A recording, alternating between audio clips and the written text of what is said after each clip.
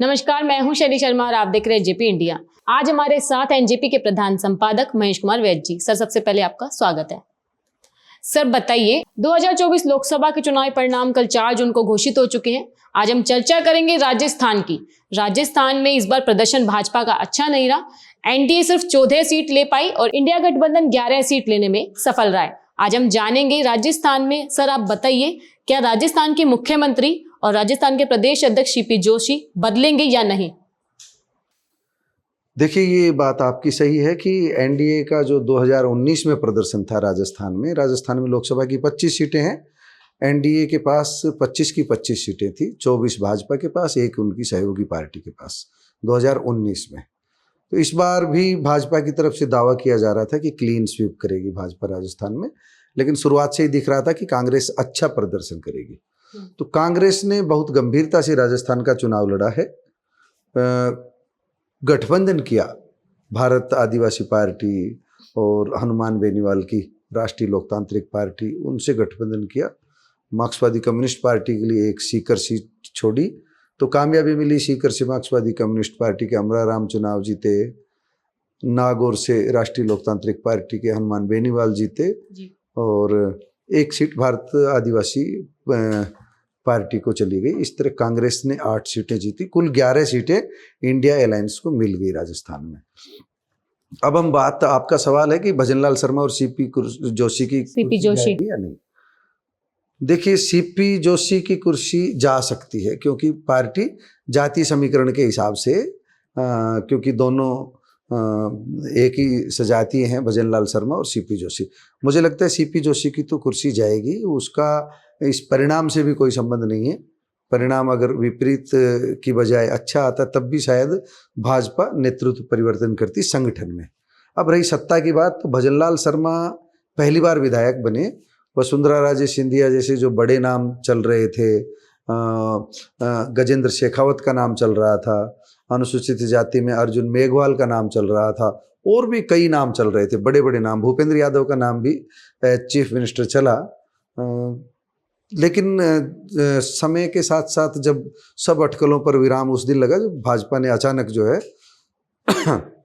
भजनलाल शर्मा को वहाँ का चीफ मिनिस्टर बना दिया। हरियाणा में भी ऐसा ही हुआ था, जब बहुमत आया तो मनोहर लाल को अचानक चीफ मिनिस्टर की कुर्सी सौंप दी थी। ऐसे ही भजनलाल शर्मा को वहाँ सौंपी गई। भजनलाल शर्मा के लिए ये नकारात्मक परिणाम है। भजनलाल शर्मा की हम ये कह सकते हैं कि उनकी राजनीति के लिए अच्छा नहीं है। राजस्थान में अगर कोई वसुंधरा राजे सिंधिया और जो दूसरे वरिष्ठ नेता हैं, उन्होंने मजबूती से मिलकर के अपनी बात रखी तो भजनलाल शर्मा की कुर्सी जा सकती है। लेकिन अगर उन्होंने कोई इस तरह का विरोध नहीं किया, भजनलाल शर्मा के काम से संतुष्टि जताई और मोदी और अमित शाह ने चाहा कि भाई अभी भजनलाल शर्मा को ही कंटिन्यू रखना है, तो वह रख सकते हैं। मुझे लगता है सीपी जोशी जाएंगे, भजनलाल शर्मा को अभी मौका मिलेगा कि वो अपने आप को इतना योग्य करें कि जिस तरह उत्तराखंड के मुख्यमंत्री मोदी की उम्मीदों पर खरा उतरे, इस तरह राजस्थान में वह भी खरा उतर करके दिखाएं। भजनलाल शर्मा का अब तक का प्रदर्शन ये साबित करता है। पहले उपचुनाव में हार हुई भारतीय जनता पार्टी की, राजस्थान में जो पहला ही उपचुनाव हुआ इनके शपथ लेने के बाद, उसमें हार हुई। और अब जो आम चुनाव हैं लोकसभा के, इसमें आप इसको राजस्थान में हार कह सकते हो। 14 सीटें एनडीए को जरूर मिली है, लेकिन हम इसे भाजपा की हार मानते हैं क्योंकि सरकार में आए हुए भजनलाल शर्मा को कितना दिन हुआ है। तो मेरा ये मानना है कि भजनलाल शर्मा की कुर्सी पर खतरा तो है। अब वो देर सवेर फैसला लेने में कुछ समय लग सकता है, तत्काल उनकी कुर्सी पर खतरा नहीं है, लेकिन मुझे नहीं लगता कि वो लंबा चल पाएंगे, मेरा ऐसा मानना है। अगर लंबा चलना होगा उनको तो खुद में बहुत बड़ा बदलाव करना होगा, और जो वरिष्ठ नेता हैं राजस्थान के जितने भी, उन सबको संतुष्ट करना होगा। जनता के बीच भी ये मैसेज देना होगा कि भजनलाल शर्मा कमजोर चीफ मिनिस्टर नहीं है बल्कि मजबूत चीफ मिनिस्टर है। आज के दिन तो उनको कठपुतली चीफ मिनिस्टर समझा जा रहा है। कांग्रेस उनका पर्ची चीफ मिनिस्टर बता करके, पर्ची वाला मुख्यमंत्री बता करके मजाक उड़ाती है। ये धारणा बदलनी होगी, और मुझे लगता है ये धारणा अगर नहीं बदली गई तो भजनलाल शर्मा की कुर्सी चली जाएगी। चुनाव परिणाम के बाद क्या राजस्थान में आप मंत्रिमंडल विस्तार की संभावना देख रहे हैं? क्या आप देख रहे हैं कि बाबा बालकनाथ जो तिजारा से विधायक है, क्या उनकी लॉटरी खुल जाएगी इस बार?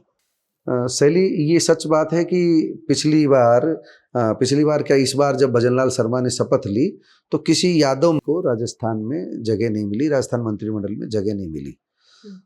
ऐसा माना जा रहा है कि इस बार जब भी मंत्रिमंडल का विस्तार होगा, अब इन चुनावों से ही मुझे लगता है निकट भविष्य में मंत्रिमंडल विस्तार जरूर होगा। तो ये जो चुनाव आए हैं, इससे सत्ता का संतुलन इस ढंग से बनाया जाएगा कि जो सभी जातियों को, जो नाराज जातियां जो नजर आई, उनको प्रभुत्व मिल सके। तो यादवों में ये आप कह सकते हो कि भूपेंद्र यादव अलवर से चुनाव तो जीत गए हैं, लेकिन भूपेंद्र यादव अपने कद काठी की वजह से जीत गए हैं, अन्यथा तो कोई ज़्यादा बड़ी जीत नहीं है भूपेंद्र यादव की। मुझे लगता है अगर भूपेंद्र यादव की जीत में बाबा बालकनाथ ने पूरी तरह पसीना बहाया होगा, पसीना बहाया भी हो और भूपेंद्र यादव स्वीकार नहीं करेंगे तो उसको नहीं माना जाएगा। और बालकनाथ के मेहनत को अगर रिकॉग्नाइज करेंगे भूपेंद्र यादव और पार्टी हाईकमान, तो मुझे लगता है बालकनाथ को वहाँ पर जो है राजस्थान में कोई न कोई महत्वपूर्ण जिम्मेदारी मिल जाएगी। जो राजस्थान बालकनाथ, मुझे एक बार बात पूरी करने दे। बालकनाथ के अलावा भी राजस्थान में दूसरे कई विधायक मंत्रिमंडल में शामिल हो सकते हैं। एक और बड़ी बात मैं बता रहा हूँ, मुंडावर में भूपेंद्र यादव ने बहुत अच्छा प्रदर्शन किया है। जहाँ ये माना जा रहा था कि कमजोर प्रदर्शन होगा, तो मुंडावर में जो पूर्व विधायक हैं वहाँ के मंजीत चौधरी, उनको निश्चित रूप से कोई न कोई पार्टी में या सत्ता में बिना विधायक रहते हुए भी उनको जरूर जो है कोई न कोई पद मिलेगा। रामहेत यादव जैसे नेताओं का कद बढ़ेगा, चाहे वो भले ही चुनाव हार गए हो। तो मेरा ये मानना है कि मंत्रिमंडल में कई नए चेहरे आएंगे। भूपेंद्र यादव की उसमें अहम भूमिका रहेगी। गजेंद्र शेखावत, अर्जुन मेघवाल और जो दूसरे भी लीडर हैं, राजस्थान के सीनियर लीडर हैं, वसुंधरा राजे सिंधिया हैं, उनकी पसंद को अब अहमियत मिलेगी, आपको निकट भविष्य में देखने को मिलेगा। राजस्थान से किन किन सांसदों के मंत्री बनने की संभावना देख रहे हैं आप? हाँ, ये भी आपका, मुझे ये लगता है राजस्थान से भी वही संभावना आएगी जो हरियाणा में है या दूसरे राज्यों में। भाजपा के सामने संकट ये है कि सहयोगी दलों को संतुष्ट करना है। इस बार भाजपा अकेली नहीं है, भाजपा दबाव में है, उसको टीडीपी को भी सीटें मंत्रिमंडल में जगह देनी है, उसको जेडीयू को भी देनी है, लोक जनशक्ति पार्टी के चिराग पासवान को भी संतुष्ट करना है, सभी पार्टियों को संतुष्ट करना है, जीतन राम मांझी को भी संतुष्ट करना है, महाराष्ट्र के शिवसेना को भी संतुष्ट करना है। तो सबका दबाव रहेगा मंत्रिमंडल में ज़्यादा से ज़्यादा सीटें हासिल करने का, मंत्रिमंडल में ज़्यादा से ज़्यादा जगह हासिल करने का। ऐसी स्थिति में जब हम सोचते हैं ऐसी स्थिति में, तो मुझे लगता है राजस्थान में भी इस बार एक मंत्री कम हो सकता है। राजस्थान में पीछे 4 मंत्री थे। अर्जुन मेघवाल बीकानेर से, वो भी चुनाव जीते हैं। गजेंद्र शेखावत जोधपुर से, वो भी चुनाव जीते हैं। भूपेंद्र यादव अलवर से, वो भी चुनाव जीते हैं। बाड़मेर से कैलाश चौधरी चुनाव हारे हैं, तो एक मंत्री उनके चुनाव हारे हैं। और लोकसभा अध्यक्ष भी एक तरह से आप ओम बिड़ला भी प्रतिनिधित्व कर ही रहे थे राजस्थान में, उनका रुतबा है। लोकसभा अध्यक्ष का भी महत्वपूर्ण पद होता है, तो लोकसभा अध्यक्ष का सुन रहे हैं, अभी टीडीपी मांग रही है। तो मुझे लगता है राजस्थान में 4 मंत्री और 1 लोकसभा अध्यक्ष थे पहले, तो इस बार 4 से घट करके 3 हो सकते हैं। तो मुझे लगता है भूपेंद्र यादव, गजेंद्र शेखावत, अर्जुन मेघवाल, इन तीनों को ही जो जगह मिल सकती है। और ओम बिड़ला को भी जगह मंत्रिमंडल में मिलेगी अगर उनको लोकसभा अध्यक्ष का पद नहीं दिया गया इस बार, ये मेरा मानना है। थैंक यू सर, आपने हमें समय दिया। हम आपसे विदा लेते हैं, धन्यवाद।